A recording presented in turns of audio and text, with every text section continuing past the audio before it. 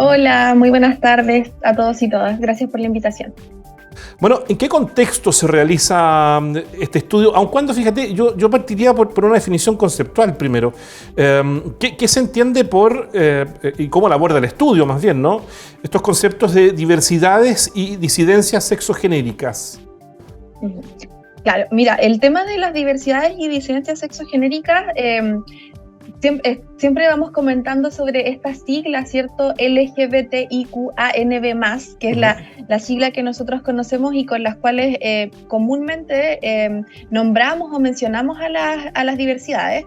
Corresponde a personas lesbianas, gay, bisexuales, transexuales, transgénero, personas no binarias, asexuales, intersex.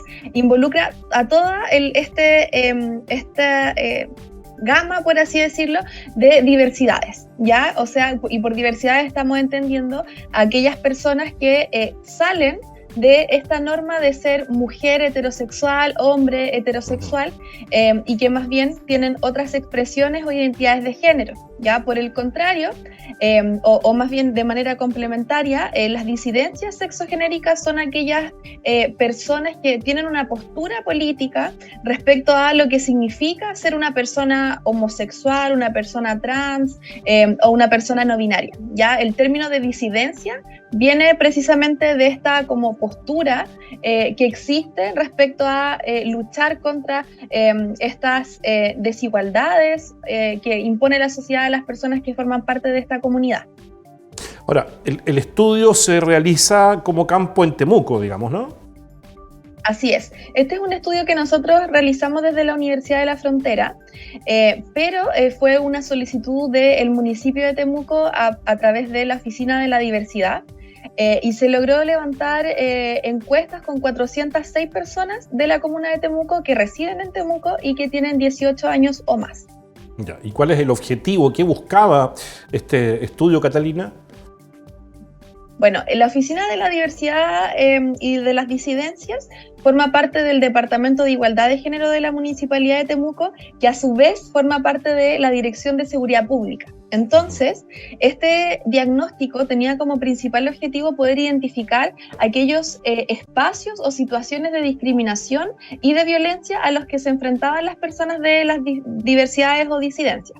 Por lo tanto, nosotros lo que buscamos con esta información es poder generar un primer diagnóstico que permita caracterizar la situación de vida de estas personas en nuestra comuna y poder contar con insumos base para poder elaborar políticas públicas al respecto.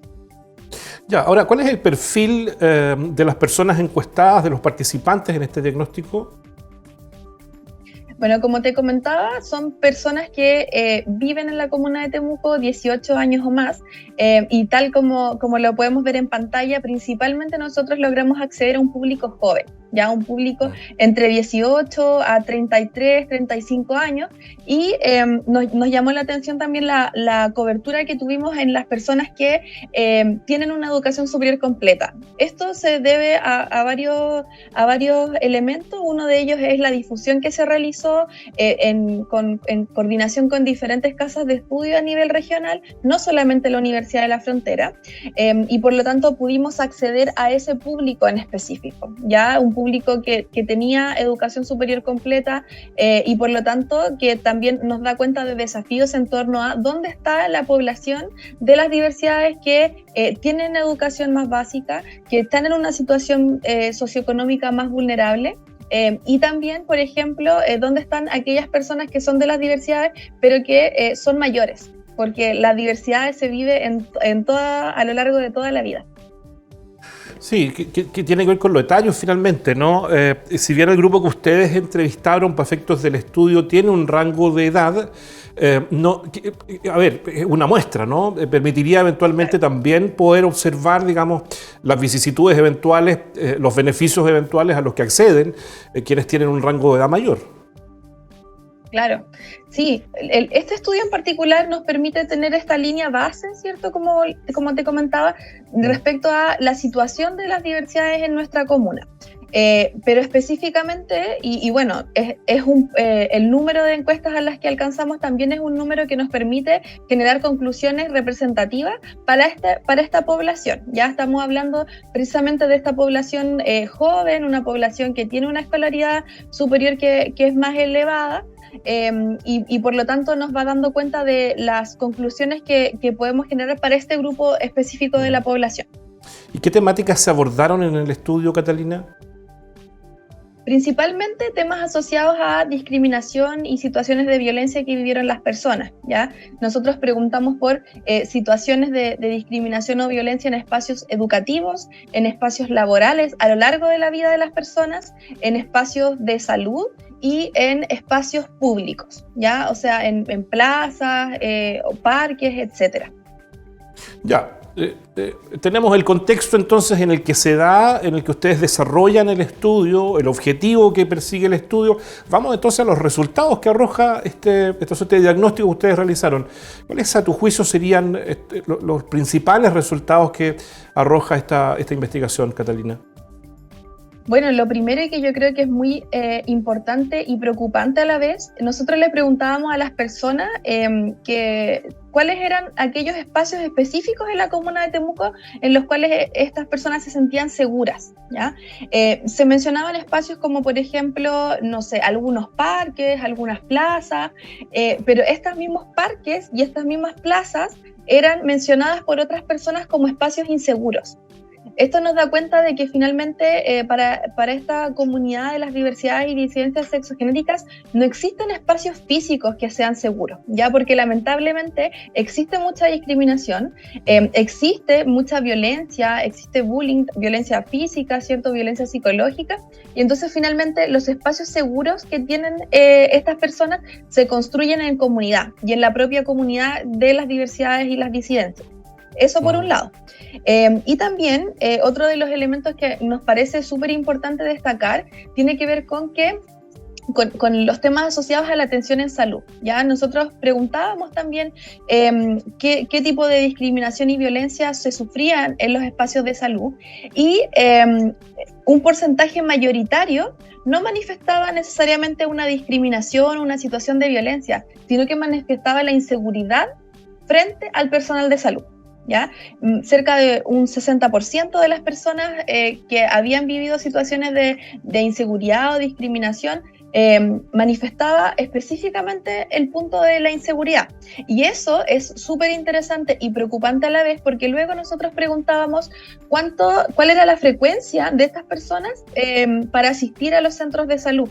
Y lo que veíamos es que un porcentaje mayoritario, cercano al 50% de estas personas, solo asistía a los centros de salud en situaciones de emergencia. ¿Ya? Y precisamente uno de los puntos que se justificaban a partir de eso era debido a la inseguridad que generaba estar frente al personal de salud. Entonces, sin duda que esto nos deja datos que son súper relevantes para la política pública. Más del 80% de las personas de las diversidades y disidencias sexogenéricas afirman que han enfrentado situaciones de discriminación o violencia a lo largo de su vida. Ahora, es interesante lo que planteaba el estudio, ¿no? En términos de esta sensación de inseguridad, más aún, digamos, en los centros de salud, donde debiera ser todo lo contrario. Sin embargo, es parte también del estudio. Uno se pregunta cuánto conocimiento de organizaciones y políticas públicas relacionadas a las disidencias sexogenéricas hay finalmente, ¿no? Y no solo a las sexogenéricas, sino más bien a los derechos, en este caso, de los pacientes, ¿no? ¿Qué dice el estudio sobre esto? Sí, también consultamos sobre eso, y en general cuando preguntábamos por las leyes, la ley más conocida es la ley antidiscriminación, o comúnmente conocida como la ley Zamudio, ¿cierto? Entendemos todo el contexto nacional que hubo en torno al asesinato de Daniel Zamudio, y por lo tanto eso justifica que sea una de las normativas o de las políticas más conocidas. Pero en general existe un importante desconocimiento tanto de las organizaciones que existen como las instituciones públicas y temáticas asociadas a las leyes, ¿ya?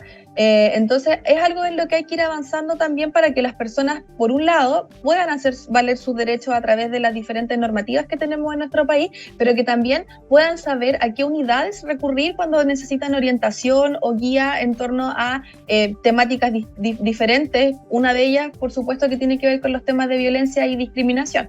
Y aquí la Oficina de la Diversidad toma un rol bastante relevante, fue bastante mencionada como un organismo o una institución que permitía atender a estas personas y que permitía generar estos espacios de contención. Ahora, claro, eso dice relación también con el trabajo que está desarrollando la municipalidad y era uno de los temas que ustedes planteaban en el diagnóstico, ¿no?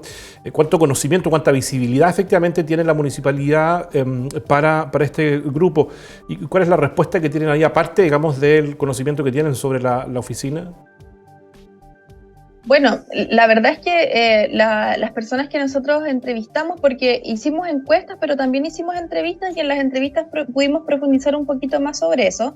Y en realidad la valoración que se tiene respecto al trabajo municipal en estos temas está estrictamente relacionada con el trabajo que estaba haciendo el Departamento de Igualdad de Género y la Oficina de la Diversidad. Y de hecho se destaca mucho el poder contar con esta oficina porque se ven los esfuerzos municipales en torno a la temática, ¿ya? Entonces, básicamente la valoración que existe está estrechamente relacionada con el trabajo de la oficina. Se van viendo avances, se va viendo que el trabajo que está realizando la oficina es un trabajo de calidad y que efectivamente existe un compromiso por mejorar la calidad de vida de estas personas. Y por supuesto que quedan desafíos, ¿cierto?, que se presentan y desafíos que se le presenta a la propia municipalidad y que tienen que ver con poder visibilizar más las actividades que realizan, con poder generar acciones interinstitucionales de apoyo y políticas que no solamente se realicen en el municipio, sino que también permitan la participación de organizaciones o personas de las diversidades y disidencias. Sí, hay un tema que tiene que ver con la seguridad, ya lo planteabas tú, ¿no? Los espacios públicos, de alguna manera, de qué forma la planificación urbana considera, no solo desde el punto de vista de la seguridad, sino también desde el punto de vista de la rigidez de la planificación, cómo considera estos espacios públicos también como un lugar de esparcimiento donde la gente pueda compartir. Bueno, hay desafíos que tú planteabas, arroja el estudio, que están expresados a manera de conclusión. ¿Qué nos puedes comentar respecto de esto?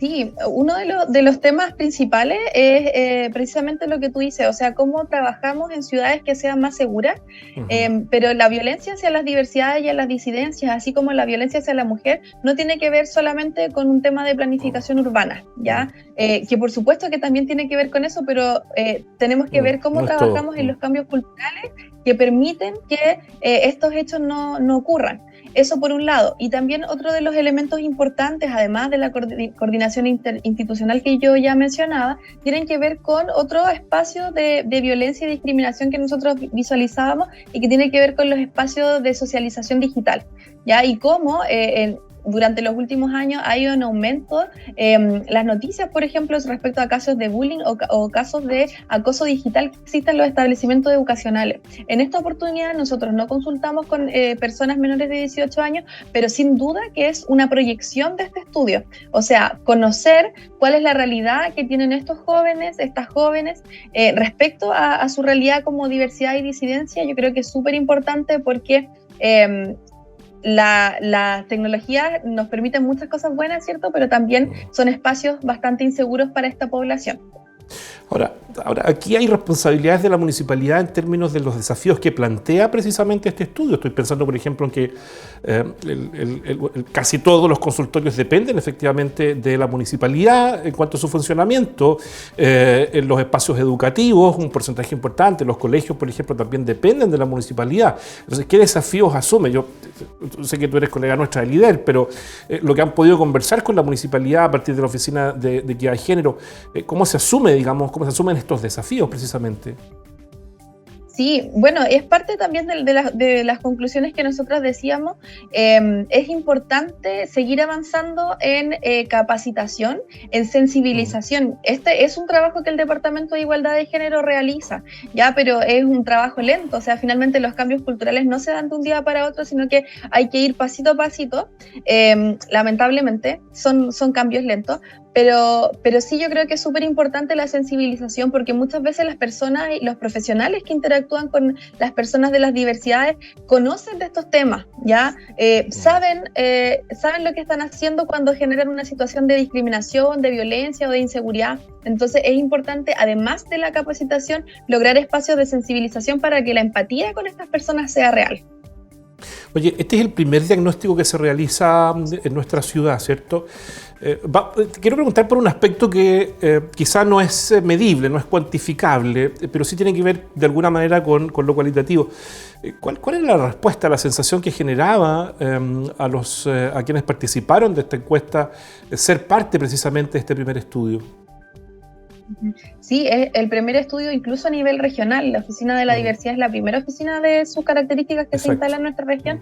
Y la verdad es que nos llamó bastante la atención. Nosotros acá en el LIDER estamos acostumbrados a hacer encuestas y siempre intentamos dejar la menor cantidad de preguntas abiertas, estas preguntas en las que las personas tienen que ingresar texto, porque en general no las responden, no las responden, entonces se dejan ahí. Pero en esta oportunidad nos llamó mucho la atención de que estas preguntas fueron respondidas y se ocupó como un espacio de reflexión y de poder también desahogarse respecto a situaciones de violencia que estaban viviendo. Los relatos eran bastante conmovedores y bastante preocupantes porque dejaban de manifiesto una realidad súper cruda que viven las disidencias todos los días. Ya nosotros siempre decimos, o sea, probablemente, y cuando hacíamos el lanzamiento en la mañana, probablemente estos datos y esta información no es nueva para las personas de las disidencias, pero afortunadamente ahora tenemos la capacidad de poder cuantificarlo con los datos y que estos datos van a permitir generar políticas públicas asociadas a la realidad que están viviendo en la comuna de Temuco. Bueno, el siguiente paso nuestro, Catalina, será entonces buscar la posibilidad de conversar con Violeta Palavecino para ver entonces cómo se abordan los resultados de este estudio. Ustedes aportaron con el estudio en términos de determinar cuáles son los desafíos que plantea para el sistema municipal desde el punto de vista de la Oficina de Equidad de Género, y entonces veremos con ella cómo se abordan efectivamente esos desafíos. Catalina, te agradezco muchísimo la conversación, felicitaciones por este maravilloso trabajo que viene efectivamente a aportar como tú dices, los cambios culturales son procesos largos, ¿no? Pero hay que partir por algo, y esto quizá puede ser un buen punto de partida. Te agradezco muchísimo, que estés muy bien. Muchísimas gracias a ti por la invitación. Saludos a todos. Gracias, encantado. Chao.